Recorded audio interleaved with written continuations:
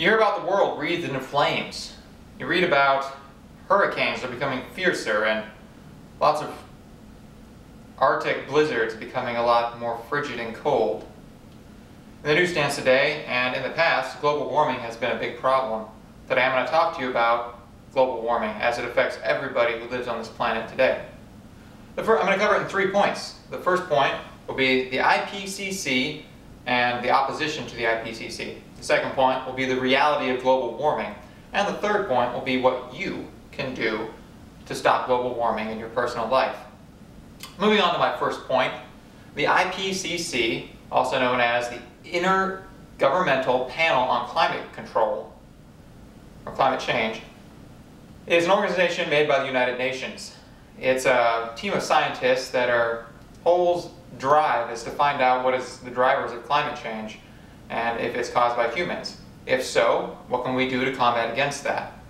They've released several reports, the latest in 2007 and the very next one coming up in 2012. These reports give that information, the scientific data, to policymakers and politicians so that they can decide what to do, what they can make a bill or how we can reduce global warming throughout the world.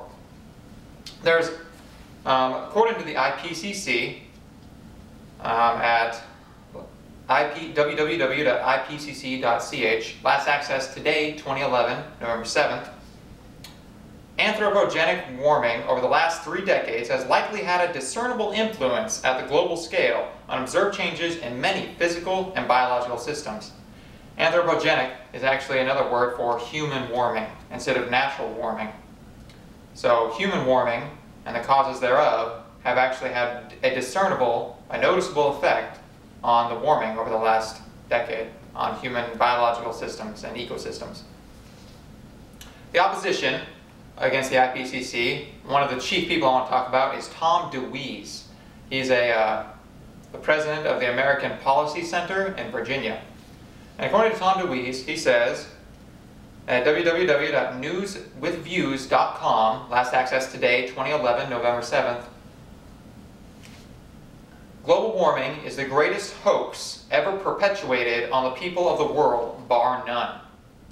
Tom DeWeese and others like him believe that the IPCC is false, that they don't have the right, their data can't be proven. They believe that everything they're doing is just they're driven by ulterior motives to help policymakers or politicians pad their pockets, as well as the companies who fund the research. They believe that the new energy that we're finding and that's being promoted is just a new marketing tool, that global warming is just a way for everyone to get rich, and that it's not really a problem. On to my second point today, I'm going to talk about the reality of global warming. The reality is global warming is real. Despite what skeptics may say, there's been other organizations besides the IPCC that have also conducted research to find out if these things are real. One amongst those is Berkeley Earth. According to Elizabeth Muller at Berkeley Earth at www.berkeleyearth.org, last access November 7th, 2011, global warming is real. Despite issues raised by climate change skeptics, the Berkeley Earth Surface Temperature Study finds reliable evidence of a rise in the average world land temperature of approximately 1 degree Celsius since the mid-1950s. This proves what they did in this study is they took the additional data by other groups who had done it, and their data said that it was biased. Well, they took their data and plus a whole bunch of other data they themselves did, and they've combined it all. So there's no way anyone can say that this is incorrect data, because it takes everything into account. And it proves that since 1950s, there's been a 1 degree Celsius increase over the land surface temperature of the Earth. Another problem is the melting ice caps. Whether people say it's a hoax or not, they're really melting and they're disappearing.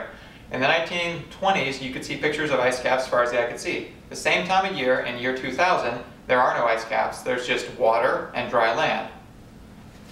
According to www.sciencedaily.com, last access November 7th, 2011, well before the end of the century, the Arctic Ocean will be devoid of sea ice in late summer. The disappearance of Arctic sea ice will probably occur in the next few decades, with far-reaching consequences for ecosystems, sea routes, and offshore exploitation of resources. The people who did this report and did this study also found that this was going to happen 4 times faster than the IPCC had previously thought. They found out that their records were not correct enough because it's going to happen faster than they found out. And they had the data to prove this. So it corresponds with what they've already proven. Another problem is that polar bears are losing their habitat. This is endangering ecosystems around the globe. Fish are in the Indian Ocean and the tropics are having to migrate. And if they don't migrate, they'll die and they'll face extinction. If they don't migrate to colder waters because their waters are getting too hot. If they move south, they're going to have to compete for food with the locals who already inhabit those waters. This wouldn't be happening throughout the history of the world, but human warming has caused a definite change that is noticeable. If there's no fish left in the tropics, I'd say there's definitely a problem. These are things that are actually happening, so you can't say that it's all just hearsay. This is actual evidence of global warming.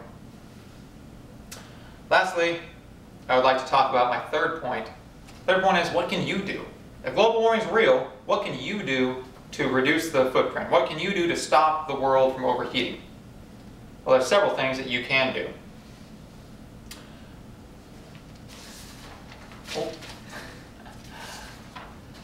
According to www.environment.about.com, last access today, November 7, 2011, if every U.S. family replaced one regular light bulb with a fluorescent light bulb, it would eliminate 90 billion pounds of greenhouse gases, the same as taking 7.5 million cars off the road. That's a pretty big deal. And according to UCSUSA.com, last access today, 2011, November 7th, the car you drive, the most important personal climate decision. When you buy your next car, look for the one with the best fuel economy as class. Each gallon of gas you use is responsible for 25 pounds of heat-trapping gases in the atmosphere. But you will also save thousands of dollars at the pump over the life of your vehicle. Compare the fuel economy of the cars you've considered, looking at new technologies like hybrid engines. Also, if you're able to reuse and recycle all your household waste, it'll save 2,400 pounds of greenhouse gases annually. In conclusion today, I have talked about several ways. I've talked about the IPCC and the opposition, the reality of global warming, and what you can do to stop global warming in your consumer life. The question now stands is, what will you do, and will you choose to prevent and stop global warming in your personal life? Thank you.